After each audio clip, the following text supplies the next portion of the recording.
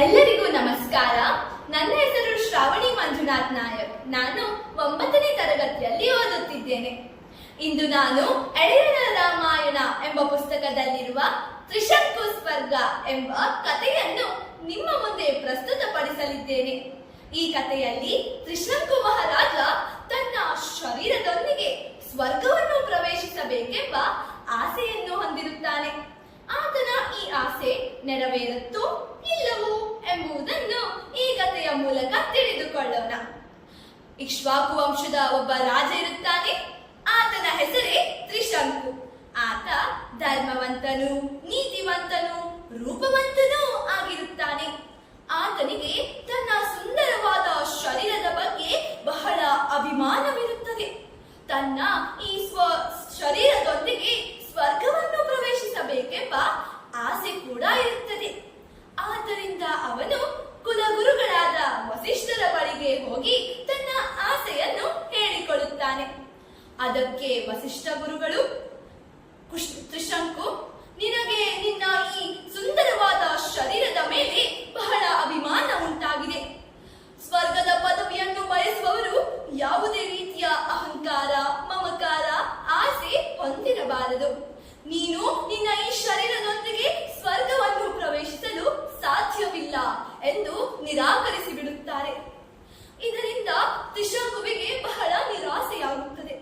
ಆದರೂ ಕೂಡ ಆತ ಇಲ್ಲಿಯೇ ನಿಲ್ಲಲಿಲ್ಲ. ವಸಿಷ್ಠ ಪುತ್ರರ ಬಳಿಗೆ ಹೋಗುತ್ತಾನೆ.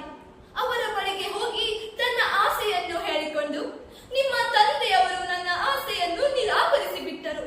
ನೀವಾದರೂ ನನ್ನ ಆಸೆಯನ್ನು ಪೂರೈಸಿ, ನನಗೆ ನಿರಾಸೆಗೊಳಿಸಬೇಡಿ ಎಂದು ಕೇಳಿಕೊಳ್ಳುತ್ತಾನೆ. ಅದಕ್ಕೆ ವಸಿಷ್ಠ ಪುತ್ರರಿಗೆ ಅಸಾಧ್ಯ ಕೋಪ ಬಂದಿತು. ಅವರು, ತ್ರಿಶಂಕು, ನೀನು ಕುಲಗುರುಗಳಿಗೆ ಅಪಮಾನ ಮಾಡಿರುವೆ. ಈಗಲೇ ನೀನು ಭ್ರಷ್ಟನಾಗಿ ಹೋಗು ಎಂದು ಶಾಪವನ್ನು ಕೊಟ್ಟು ಬಿಡುತ್ತಾರೆ. ಆ ಕೂಡಲೇ ತ್ರಿಶಂಕು ಸುಂದರವಾಗಿದ್ದ ಶರೀರವನ್ನು ಕಳೆದುಕೊಂಡು ಕುರೂಪಿಯಾಗಿ ಬಿಡುತ್ತಾನೆ. ಆತನು ಕುರೂಪಿಯಾಗಿದ್ದನ್ನು ಕಂಡ ಆತನ ಹತ್ತಿರದವರೆಲ್ಲ ತೊರೆದು ಬಿಡುತ್ತಾರೆ. ಹೀಗೆ ತ್ರಿಶಂಕು ಮಹಾರಾಜ ಒಬ್ಬಂಟಿಗನಾಗಿ ಬಿಡುತ್ತಾನೆ. ಹಾಗಾದರೆ ತ್ರಿಶಂಕು ಮಹಾರಾಜ ಇಲ್ಲಿಯೇ ನಿಲ್ಲುತ್ತಾನೆ? ಇಲ್ಲ. ಹೀಗೆ ಬಂಧುಗಳನ್ನೆಲ್ಲ ತೊರೆದು ಒಬ್ಬಂಟಿಗನಾದ ಆ ತ್ರಿಶಂಕು ಮಹಾರಾಜ ಕಾಡು ಮೇಡುಗಳಲ್ಲಿ ಅಲೆದಾಡಿಕೊಂಡಿದ್ದ. ಒಂದು ದಿನ ಕೌಶಿಕ ಮುನಿಯ ಆಶ್ರಮವನ್ನು ಪ್ರವೇಶಿಸಿದ. ಆತನ ಬಳಿ ತನ್ನ ಎಲ್ಲ ಅಳಲನ್ನು ತೋಡಿಕೊಂಡ. ಇದರಿಂದ ಕೌಶಿಕ ಮುನಿಗಳಿಗೆ ಮರುಕ ಉಂಟಾಗಿ ಆತನಿಗೆ ಸಹಾಯ ಮಾಡಬೇಕು ಎನಿಸಿತು.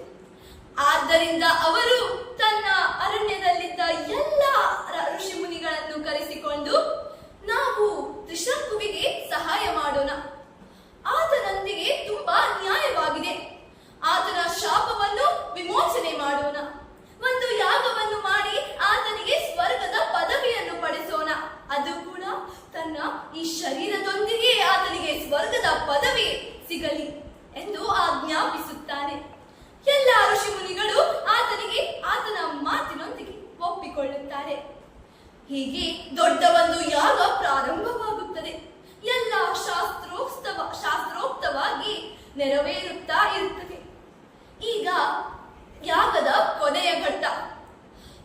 ಕೌಶಿಕ ಮುನಿಯು ಎಲ್ಲ ದೇವತೆಗಳನ್ನು ಆಹ್ವಾನಿಸುತ್ತಾನೆ. ಎಲ್ಲ ದೇವತೆಗಳು ಆತನ ಆಹ್ವಾನೆಯನ್ನು ಕೇಳುವುದೇ ಇಲ್ಲ, ಅಂದರೆ ಯಾರೂ ಬರುವುದೇ ಇಲ್ಲ. ಇದರಿಂದ ಕೋಪಗೊಂಡ ಕೌಶಿಕ ಮುನಿಯು ತನ್ನ ಸಿಡಿಲಿನ ಧ್ವನಿಯಿಂದ ಕೂಗಲಾರಂಭಿಸಿದ, ತ್ರಿಶಂಕು, ಕೇಳು, ಈ ಹವಿಸ್ಸನ್ನು ಸ್ವೀಕರಿಸಲು ಯಾರು ಕೂಡ ಬರಲಿಲ್ಲ. ಆದರೆ ಚಿಂತಿಸಬೇಡ, ನನ್ನ ಈ ಧ್ಯಾನದ ಫಲವನ್ನು ನಿನಗೆ ಧಾರೆ ಎರೆಯುತ್ತಿದ್ದೇನೆ. ನೀನು ಇದನ್ನು ತೆಗೆದುಕೊಂಡು ಸ್ವರ್ಗವನ್ನು ಪ್ರವೇಶಿಸಬಹುದು, ಅದು ಕೂಡ ಸ್ವಶರೀರವಾಗಿ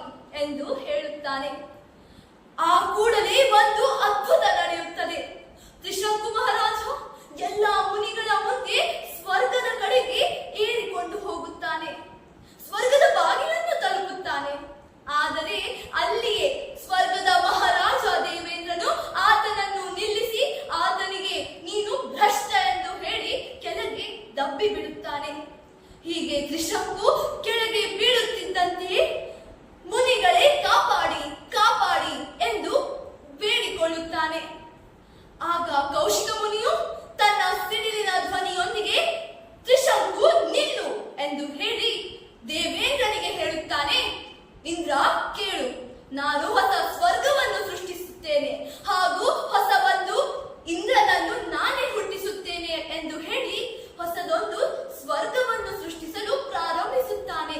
ದೇವಾನು ದೇವತೆಗಳನ್ನು ಸೃಷ್ಟಿಸಲು ಆರಂಭಿಸುತ್ತಾನೆ. ಆಗ ದೇವತೆಗಳು ಹೆದರಿ ದೇವೇಂದ್ರನನ್ನು ಕರೆದುಕೊಂಡು ಓಡಿ ಬಂದು, ಕೌಶಿಕ ಮುನಿ, ನಿನ್ನ ಕೋಪವನ್ನು ಬಿಡು. ನಿನ್ನ ತ್ರಿಶಂಕುವಿಗೆ ನಾವು ಎಲ್ಲ ಸ್ವರ್ಗದ ಅನುಕೂಲತೆಗಳನ್ನು ನೀಡುತ್ತೇವೆ. ಇಲ್ಲಿಯೇ ಆ ಸೃಷ್ಟಿ ಕಾರ್ಯವನ್ನು ನಿಲ್ಲಿಸು. ಹೊಸ ದೇವೇಂದ್ರನನ್ನು ಸೃಷ್ಟಿಸಬೇಡ ಎಂದು ಬೇಡಿಕೊಳ್ಳುತ್ತಾರೆ. ಹೀಗೆ ಕೌಶಿಕ ಮುನಿಯು ಎಲ್ಲರ ಮಾತನ್ನು ಕೇಳಿ ಅಡ್ಡಿಲ್ಲ ಎಂದು ಹೇಳಿ ಅಲ್ಲಿಯೇ ತನ್ನ ಸೃಷ್ಟಿ ಕಾರ್ಯವನ್ನು ನಿಲ್ಲಿಸುತ್ತಾನೆ. ಹೀಗೆ ಸೃಷ್ಟಿಯಾಗುತ್ತದೆ ಹೊಸ ಒಂದು ಸ್ವರ್ಗ. ಅದರ ಹೆಸರೇ ತ್ರಿಶಂಕು ಸ್ವರ್ಗ ಎಂದು. ಈ ಕಥೆ ಇಲ್ಲಿಯೇ ಮುಕ್ತಾಯವಾಗುತ್ತದೆ. ಆದರೆ ಈ ಕಥೆಯಿಂದ ನಮಗೆ ತುಂಬಾ ಹಲವಾರು ನೀತಿಗಳು ನೋಡಲು ಸಿಗುತ್ತವೆ. ಅದರಲ್ಲಿ ಒಂದು ನಾನು ಹೇಳುವುದಾದರೆ, ನಾವು ಯಾವುದೇ ನಮ್ಮ ಸೌಂದರ್ಯ, ಬುದ್ಧಿವಂತಿಕೆ ಯಾವುದರ ಮೇಲೆ ಕೂಡ ಅಹಂಕಾರವನ್ನು ಹೊಂದಿರಬಾರದು. ಅದರಿಂದ ಒಂದಲ್ಲ ಒಂದು ದಿನ ನಮ್ಮೊಂದಿಗೆ ಕೆಟ್ಟದಾಗುತ್ತದೆ ಎನ್ನುವುದನ್ನು ಇಷ್ಟು ಹೇಳುತ್ತಾ ನನ್ನ ಈ ಚಿಕ್ಕ ಕಥೆಯನ್ನು ಮುಗಿಸುತ್ತೇನೆ. ಅವಕಾಶಕ್ಕಾಗಿ ಧನ್ಯವಾದಗಳು.